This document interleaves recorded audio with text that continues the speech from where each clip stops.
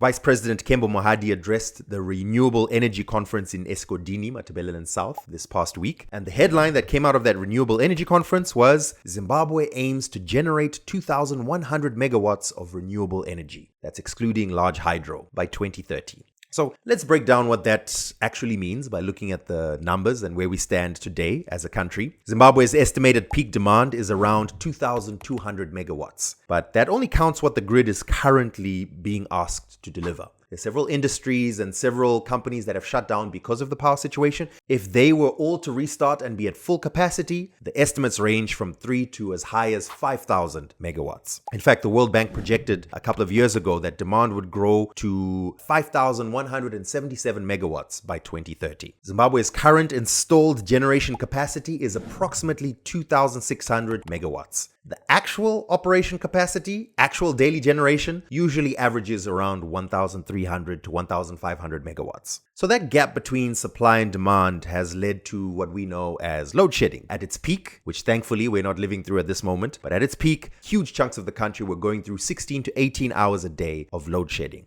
ZESA set an ambitious target earlier this year of eliminating load shedding by the end of 2026, and there have been some very encouraging streaks of no power cuts. But the system still remains fragile. The truth is, every conversation we have about technology, whether it's AI, cloud computing, data centers, Zimbabwe's digital transformation, every single one of those conversations is, at its root, a conversation about power. A single mid-sized data center can consume around 50 megawatts of power. AI training clusters would consume far more than that. Just last month, we received news that in South Africa, Durban is moving forward with a plan to build a massive 400 megawatt artificial intelligence data center. Just 3 of these in Zimbabwe would use all the power we generate as a country currently. So at this energy conference, Vice President Mohadi outlined a series of incentives to try and kickstart more renewable energy generation. For example, licensing fees have been scrapped for renewable energy projects that are under 10 megawatts. Fees have been halved for larger renewable projects. Compared to the rest of Africa, Egypt, for example, has a solar farm that generates up to 1,800 megawatts of power just from one solar farm.